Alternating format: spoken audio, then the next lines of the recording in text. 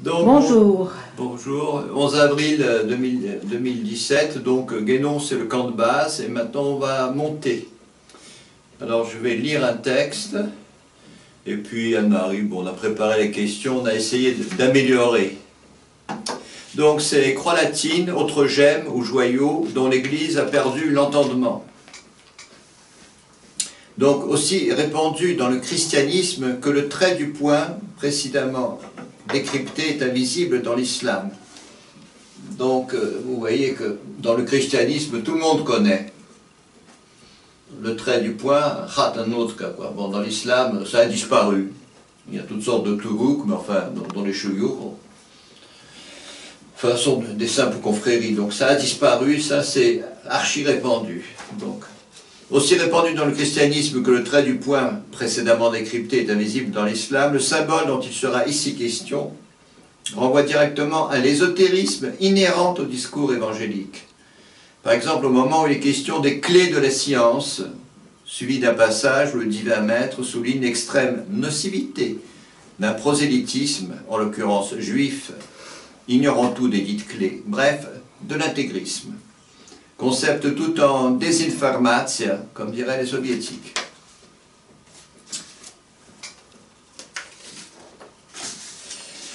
Donc, l'une de ces clés n'est autre que la croix longue, formant le plan de presque toutes les églises du monde romain.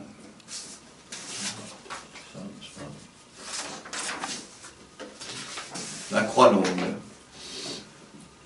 D'où son nom de croix latine, se déclinant, comme nous l'expliquait le père Dizarny, Paris 14e, Notre-Dame des Pauvres, sous trois formes. À une traverse, donc c'est le prêtre. Deux traverses, c'est l'évêque. Trois traverses, c'est le pape.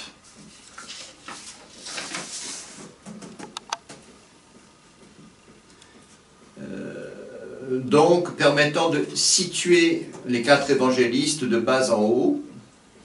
Donc ici on met le taureau, si on veut le bœuf. Ici on mettra Marc, c'est-à-dire le lion. Ici c'est l'homme, donc Matthieu. Et ici c'est l'aigle de Saint Jean. Donc trois traverses, vous voyez la correspondance avec le trait du poing, et donc quatre étages. Ce qui semblait n'avoir jamais effleuré notre interlocuteur, de plus en plus attentif à notre description plus précise de ces intersections. Donc en fait, ça c'est au milieu du front. Ça c'est la gorge, et donc les épaules, et ça c'est le nombril, donc les hanches. Repère, soit dit en passant, complètement brouillé dans le schéma correspondant chez les Juifs. Alors, le système des séphirotes, vous voyez, c'est celui-là. Émergeant donc ce schéma des séphirotes, il héberge laborieusement sur plusieurs siècles. Et c'est très laborieux parce que l'exotérisme hébraïque, il est bétonné en proportion des succès du christianisme, d'abord de l'islam ensuite. Des religions dont l'expansion ne s'explique que par la présence, et ce dès l'origine, d'un ésotérisme actif, donc vivant. Alors, notons ici deux variantes. Donc, alors, il y a deux variantes. L'une est archaïque, où les traverses ont même largeur. Donc, c'est, je dis que c'est gréco-bouddhique. Ça renvoie, donc ça correspond, ça c'est les épaules, les hanches, donc c'est le thème du char, donc du maître du véhicule, qui est représenté quant à lui par cette petite traverse qui est là, donc l'œil au milieu du front, n'est-ce pas? Et ça c'est conservé dans la croix dite de Hongrie, dans la croix de Hongrie, il y a une toute petite qui vient ici, entre Matthieu et Jean, donc c'est, si tu veux, le troisième œil. Et là, ça résume à la fois le psychique et le corporel. Bref, en effet, aux quatre évangélistes sont associés les quatre animaux de la vision d'Ézéchiel, donc de bas en haut, toujours la même chose. Les quatre animaux de la vision d'Ézéchiel, bon, le taureau, bon, le bœuf, si on veut, ça c'est pour les nazirs, enfin bref. Le taureau, le lion, l'homme et l'aigle, donc il y a les quatre animaux. Et si les jésuites avaient conservé la moindre notion de toutes ces choses, nul doute qu'au lieu d'un crucifix, ils eussent dans leur mission asiatique présenté cette croix à triple traverse. En hiérarchisant de bas en haut, on va traduire en asiatique, ici tu auras un buffle, ici tu auras un tigre, ici tu auras tout ce que tu veux, bon, un pèlerin, un docteur du Tao, un moine, un bouddhiste du Mahayana, bon, et là la grue. La grue ou l'oie à tête barrée, celle que vous retrouvez sur Arte qui traverse les Himalayas. Enfin la grue couronnée, quoi, de Saint-Jean, etc. La grue couronnée, bon, ça devait être compliqué. En effet, en complétant cette croix longue, donc variante gréco-bouddhique, voilà, c'était ça. Et en effet, en complétant cette croix longue, donc on la complète. Vous voyez, au départ, il y a... Et on complète 1, 2, 3, 4, 5, 6, 7. Apparaît en filigrane un modèle infiniment plus développé que tout ce qu'on peut présenter dans le judaïsme et donc le christianisme. Ce sont les lotus de l'hindouisme. Voilà. Donc il y a les 7 lotus principaux. Il y a 2 autres qui sont ici de part et d'autre, mais ce sont des lotus. Hein, ça. Bon, et il y a encore un qui c'est l'incréé dans le créé, celui-là. Donc c'est désagréable pour une Europe occidentale apportant sous prétexte de catholicisme, de protestantisme, de judaïsme, la mauvaise nouvelle à tous les peuples de la terre. En effet, pour citer maintenant Jésus-Christ in extenso, passons à Savon, grand prêtre, vous aviez les clés de la science, vous n'êtes pas rentré, vous n'avez pas laissé les autres rentrer. Vous courez ciel et terre pour faire un prosélyte, et vous en faites un fils de l'enfer 2 fois plus que vous. Que dire alors du grand rabbin, du grand copte et autres stars du télé-évangélisme yankee. Voilà, c'est pas mal. On va un peu dialoguer avec Anne-Marie, on s'est donné beaucoup de mal pour que ça soit clair.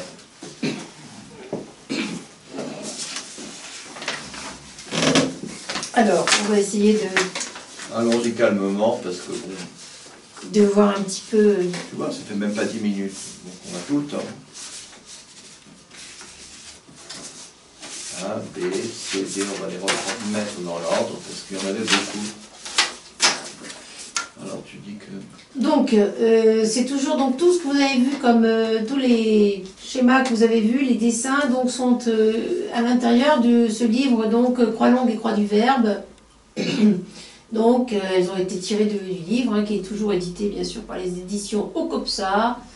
Donc, à voir sur le site Ocopsa. Donc, la première partie, d'abord c'est en ivoire, c'est du joli papier à 120 grammes, là, c'est juste une copie sur du blanc. Oui, donc, ce qui est plus agréable aussi pour méditer, c'est donc un papier qui est sépia, qui est plus agréable. C'est très joli. Là, il y a 52 pages, rien que sur cette première partie, il y a 12 planches au moins. Bon, et ça, on propose, si des personnes veulent nous inviter pour des conférences, vous pouvez. Voilà. Donc, on en revient à la croix latine. Donc, sur ce thème, donc, tu disais 52 pages, au moins 12 planches, hein, dans croix longue et croix de lettres, 10 grondins. Donc, par rapport à l'intégrisme, pourquoi des informations que tu prononces à la russe, des informations, je crois que c'est comme ça que tu dis. Alors, l'intégrisme, c'est formidable, parce que on croit que c'est intégral, mais c'est un mensonge. C'est exactement comme la franc-maçonnerie opérative. Donc le mot est un mensonge. Dans l'intégrisme, c'est une femme sans tête. La tête, c'est l'ésotérisme. Évidemment, il y a le bon, il y a le mauvais. Mais je vous signale qu'en grec, théognosis, gnosis, il s'agit bien de gnose. Bon. Donc justement, c'est ce qui explique un peu la raideur de l'intégrisme, parce qu'il manque quelque chose, donc on se raidit sur des la positions raideur, elle est totale. Voilà, où il manque finalement l'esprit, quoi. Oui. Oui. Et à la fin des temps, évidemment, le judaïsme en tête, parce que bon, il fait beaucoup d'effets, mais il n'y a pas la tête. Il n'y a pas. Dans les 3 monothéismes, ceux qui faisaient la tête, elle est partie. Ou elle a été remplacée par autre chose, et le côté un peu monstrueux, donc on l'a mis en russe parce que désinformation, enfin normalement ça serait désagréable, mais ça veut dire informe. Ça serait le bon mot russe. Mais bon, voilà. C'est pour ceux qui parlent russe. Hein. Donc, sur le schéma dit des séphirotes, donc on avait tout à l'heure. Alors ça c'est très intéressant. Voilà, c'est celui-ci. Hein, voilà. Alors vous voyez, dans le schéma islamique, Khat al-Nutka, Khat c'est le trait, Nutka, Nataka, Nutka c'est le point. Bon, c'est pas... Bon, il s'agit toujours des... C'est pas exactement, mais ça correspond. Il y a 3 niveaux. Alors, est-ce que vous voyez que dans le schéma des séphirotes, quand il est un peu complet, là, cette intersection-là, celle qui correspond au nombril, il n'y a pas de nom. L'intersection qui correspond à la gorge, il n'y a pas de nom. L'intersection qui correspond au 3e œil, on la nomme de temps en temps.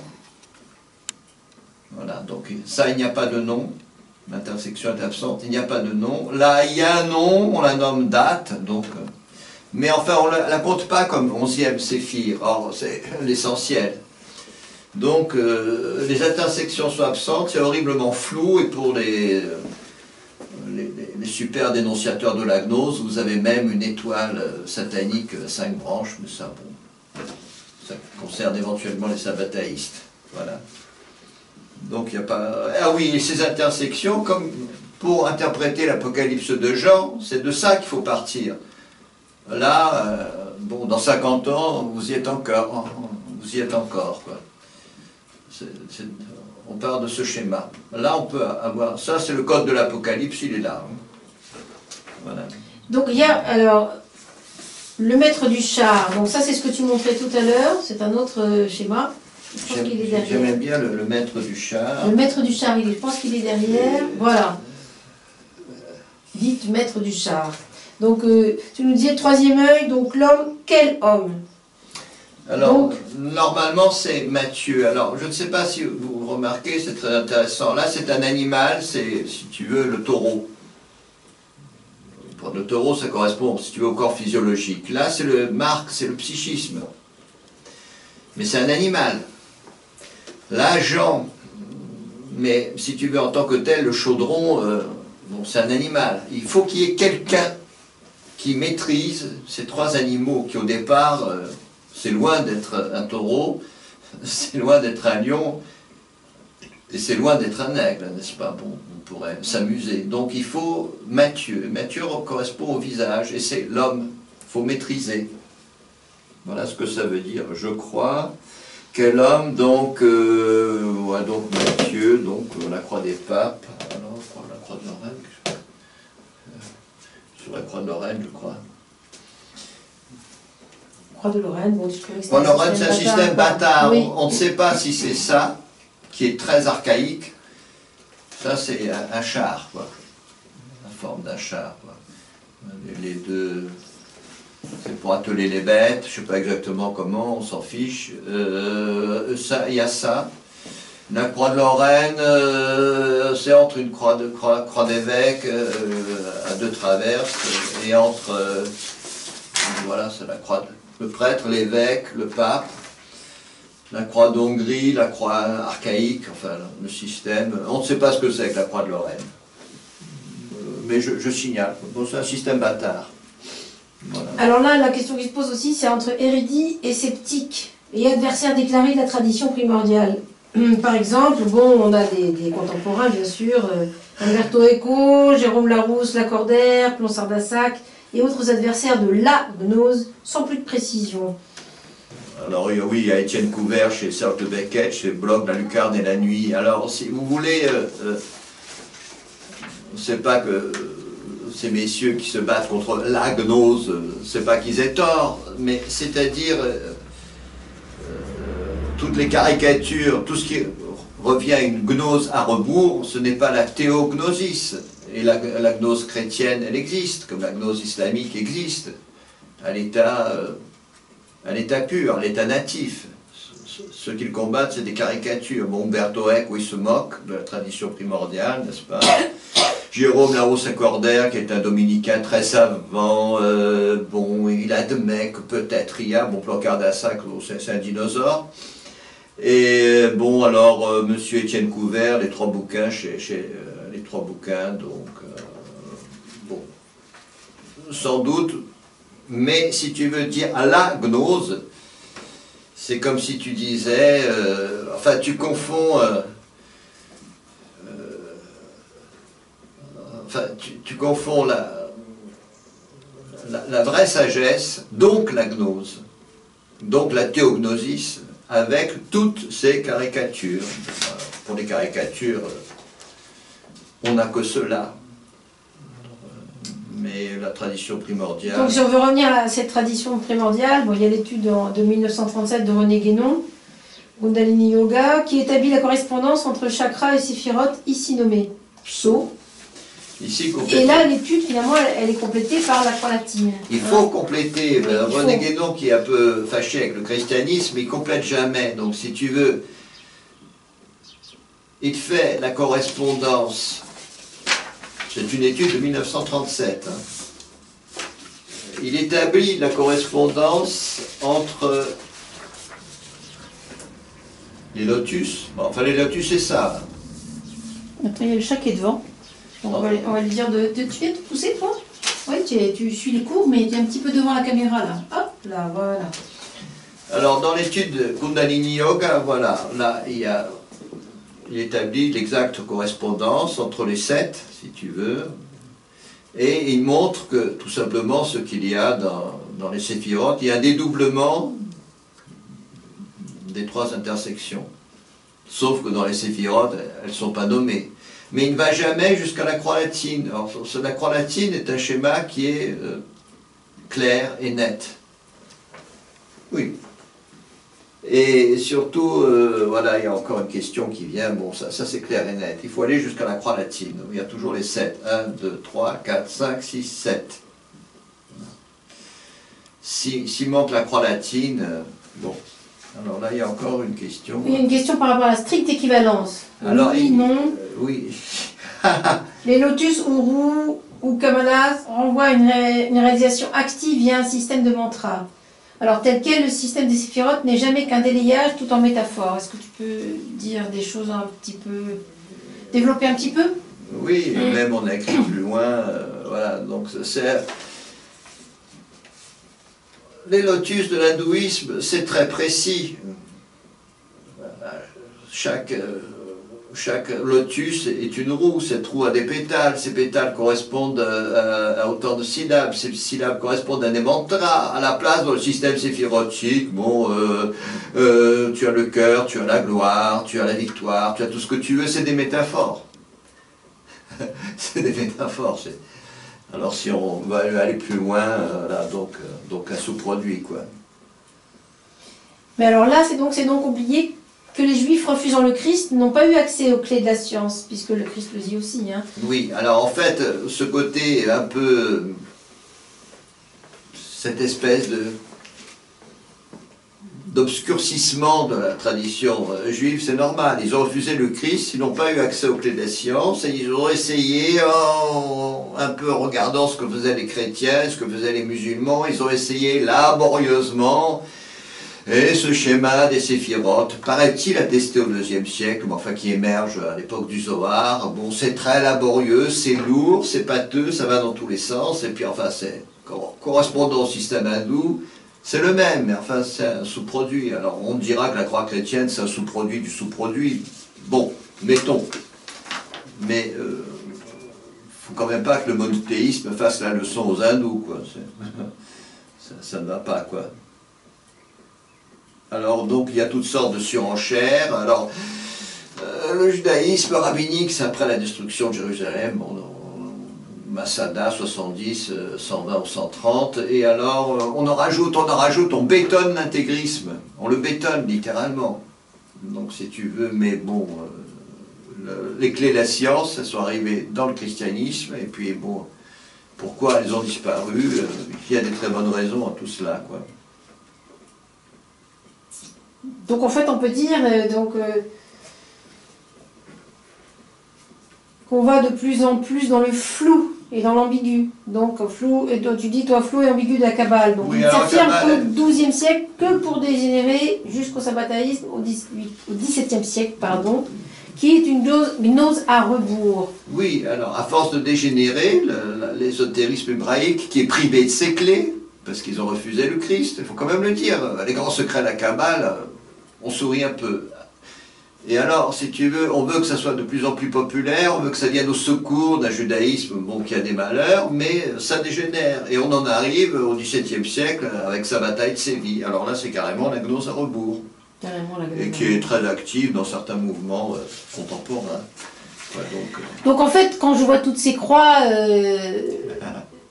y compris celle qui est à droite, là qu'on voit sur... Donc, on s'aperçoit qu'en définitive, bon ben... L'être humain, il n'est pas loin, moi il est déjà là depuis longtemps, hein. Tout cela s'inscrit dans l'être humain.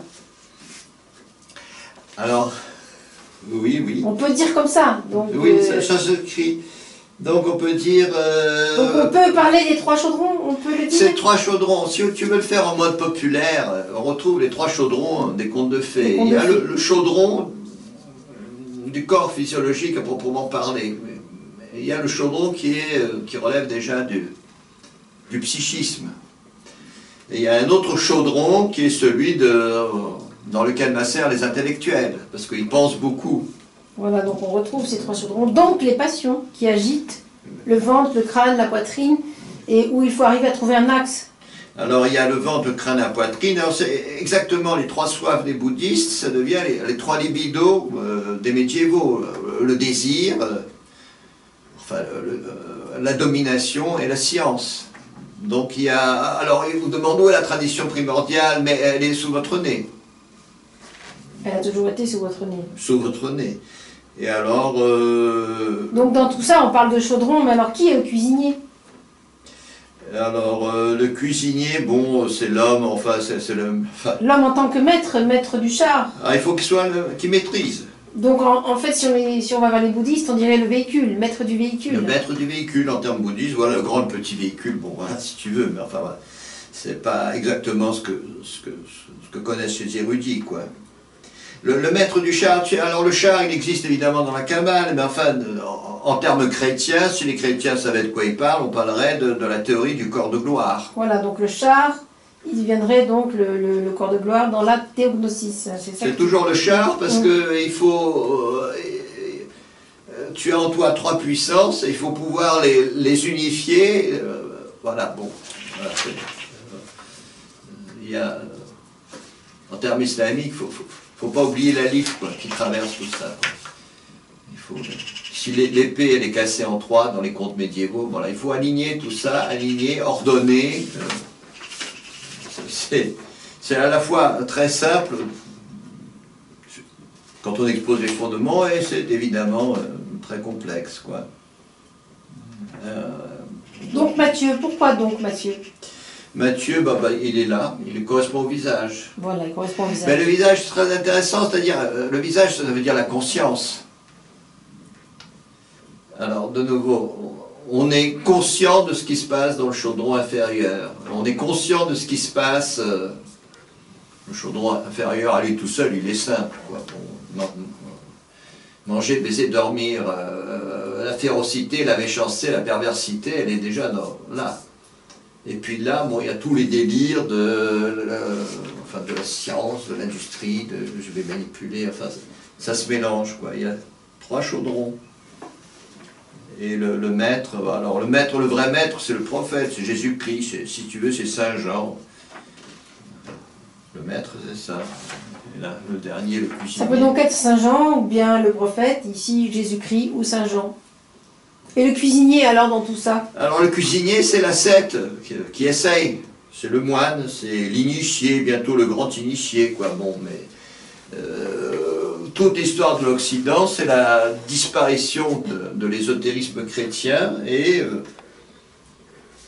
les efforts de plus en plus calamiteux des uns et des autres pendant la Renaissance pour retrouver tout cela, quoi. Il y a une interaction, si tu veux, entre les juifs et les chrétiens qui se produit alors de plus en plus forte, mais c'est dans le mauvais sens, dans le très mauvais sens. Bon, et quand on arrive au protestantisme, alors évidemment le protestantisme, il ne sait même pas que les chrétienté orientale existent, enfin bon, il détruit tout sur son passage. Voilà. Donc voilà, on a essayé, on s'est donné beaucoup de mal, évidemment on sera peut-être critiqué, mais enfin, tout ça c'est des heures de travail, on ne parle même pas de ça. Alors c'est pas mal, je vous remonte la baleine, elle est très jolie. Voilà.